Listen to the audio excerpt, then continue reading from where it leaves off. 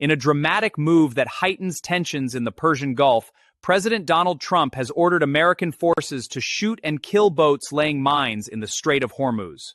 Trump made this announcement on his social media platform, stating that U.S. minesweepers are actively clearing mines from these critical waterways at a tripled pace. The U.S. Defense Department has confirmed the seizure of another vessel in the Indian Ocean believed to be carrying oil from Iran, escalating the naval confrontation further.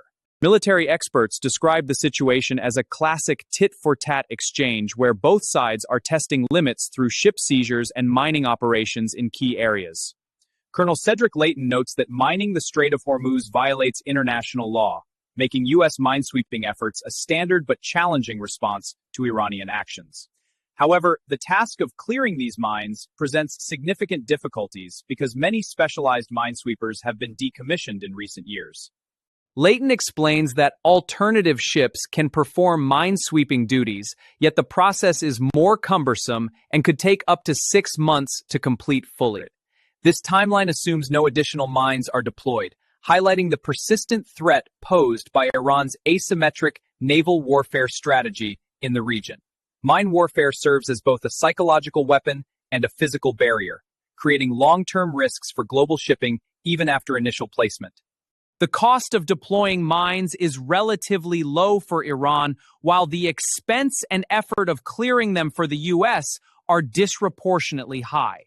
Such asymmetry allows Tehran to wage an effective disruption campaign against one of the world's most important energy choke points without direct conventional battle. Iranian officials have a difficult time predicting President Trump's next moves due to his frequently changing tone and strategic unpredictability.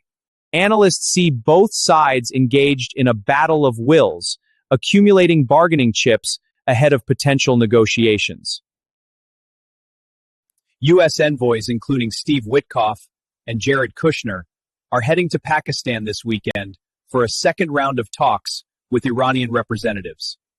Iran's foreign minister, Abbas Araghchi, is expected to participate, although he has not yet publicly confirmed his attendance at the meetings. Even if a diplomatic deal emerges from these discussions, experts warn that gasoline prices could remain elevated for many months afterward. The Strait of Hormuz remains effectively blocked according to current assessments, severely impacting oil tanker movements from the Persian Gulf. This ongoing disruption explains the recent pressure on global oil prices, with WTI crude and Brent benchmarks reflecting heightened geopolitical risk. The broader context involves a conflict that erupted roughly 8 weeks ago, transforming a once-functioning vital waterway into a zone of high tension. Global markets are watching closely as these little red and green shipping dots on tracking maps remain largely stalled in the area. Former U.S. officials have described the current situation as harder, riskier, and more strategically challenging than previous nuclear negotiations a decade ago. Domestically, in Iran, different factions debate whether to continue fighting or pursue a political settlement to secure much-needed sanctions relief. President Trump appears motivated to resolve the conflict due to its impact on U.S. energy costs and the broader American economy during an election period. Yet the immediate future points toward continued escalation, with more ship seizures possible on both sides before any off-ramp materializes. Yet this immediate future of escalation comes at a terrible cost to ordinary Americans already reeling from $4 gasoline prices and soaring inflation fears fueled by the Iran conflict. The University of Michigan Consumer Sentiment Index just plunged to a record low of 47.6, the worst reading in the survey's nearly 50-year history. Meanwhile, the S&P 500 closed at fresh all-time highs, powered by a tech rally that refuses to quit amid this geopolitical storm. This split-screen reality perfect. Oil prices reflect only part of the tension, with WTI falling 1.5% to $94 as the Hormuz blockade drags on. Brent crude slipped below $105 on news of talks in Pakistan, but experts caution gasoline prices will remain high for months ahead.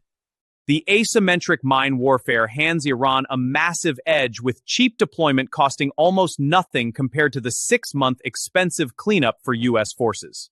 How can markets price in a clean resolution when the physical reality of mines in the Strait of Hormuz makes short-term relief almost impossible to achieve.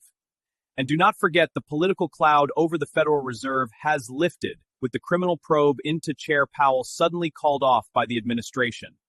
It took Senator Thom Tillis threatening to block Kevin Warsh's confirmation to force the White House to drop the case and open the door to rate cuts. Traders now price in 12 basis points of additional easing through year-end, reading this as the last obstacle removed for a more dovish Fed chair. Yet the structural question remains whether the Fed's independence is truly intact or if this sets a dangerous new template for political pressure on central bankers. All while the AI euphoria roars back with semiconductors posting a 17-day winning streak led by Intel's blockbuster sales forecast and 29% surge. Taiwan Semiconductor jumped 5% in Taipei after regulators eased limits on fund holdings, unlocking more domestic money into the global tech supply chain giants. Investors have decided semiconductor demand is insulated from Middle East geopolitics, with supply unable to meet astounding earnings growth, according to analysts like Mabruk Shatwani. But the tit-for-tat ship seizures and mine-laying in Hormuz reveal how fragile this narrative really is, as both sides build leverage before Pakistan talks. Iran's factions are currently divided between those wanting to fight on and those seeking sanctions relief through a deal, yet the blockade makes compromise harder. President Trump wants an end to the conflict because of rising gas prices hurting the economy in an election season, but his shoot-to-kill order escalates first. Citi's adverse scenario warns that further escalation could collapse growth to 1.8%, while inflation spikes to 4.8%, creating stagflation. Next week brings the real test, with Microsoft, Alphabet, Apple, Meta, and Amazon all reporting earnings that could either extend the AI rally or end it abruptly. 49% of the S&P 500 market cap reports in 1 week, making Wednesday's hyperscaler results the most important data point so far.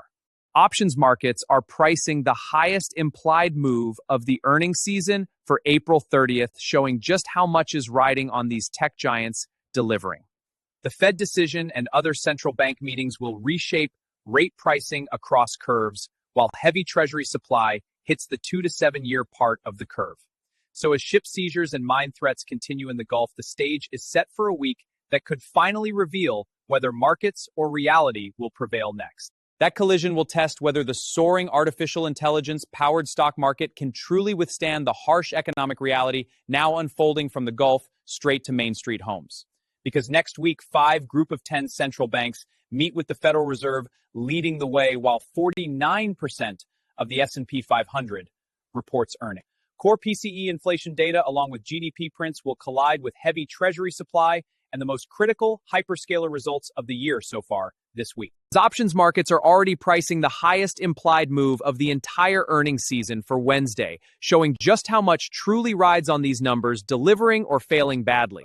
If the Magnificent Seven disappoint on artificial intelligence, capital expenditures, and monetization, the 17-day semiconductor winning streak will snap in a heartbeat without mercy. Yet even if they deliver, the mine threats and ship seizures in the Strait of Hormuz mean gasoline prices will stay elevated for many months regardless of any weekend deal. Citi analyst adverse scenario paints a brutal picture, with growth collapsing all the way down to 1.8%, while inflation spikes sharply to 4.8%. That stagflation-shaped outcome is no mere tail risk, but the very scenario bank economists are now forcing their important clients to take seriously in their forecasts. Meanwhile, the political cloud hanging over the Federal Reserve has lifted, but only after raw political pressure exposed the ugly template for future central bank interference forever.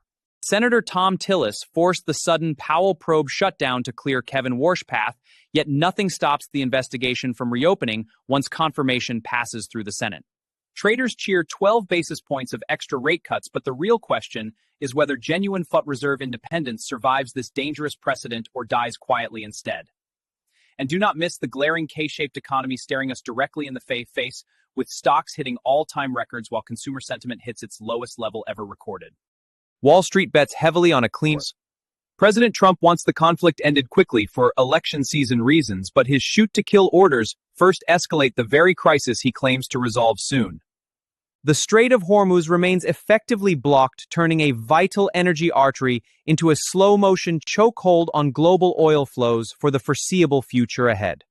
Former diplomats admit this situation is harder and riskier than anything negotiated a decade ago, with serious misjudgments compounding dangerously on all sides involved now. So the devastating truth emerges as markets price pure optimism, while hard data and consumer pain price something far darker and more persistent than anyone admits publicly. One of these conflicting views must break soon, and the next 6 months will clearly show whether the split-screen economy snaps back together or tears further apart badly. Watch the hyperscalers closely, the Fed signals carefully, and whether that record-low sentiment finally bleeds into retail sales data and labor market numbers next. Because in the end, this is not just about mines or earnings reports, it is about whether Washington elites or struggling American families get proven right ultimately. The asymmetry clearly favors disruption over any quick resolution, and the painful costs fall squarely on American drivers and workers, not on Wall Street traders at all. This critical week will not solve the entire puzzle, but it will expose the dangerous disconnect between financial euphoria and harsh geopolitical reality once and for all. The tension we opened with now reaches its ultimate breaking point, and only one side can truly prevail in the difficult months that lie directly ahead.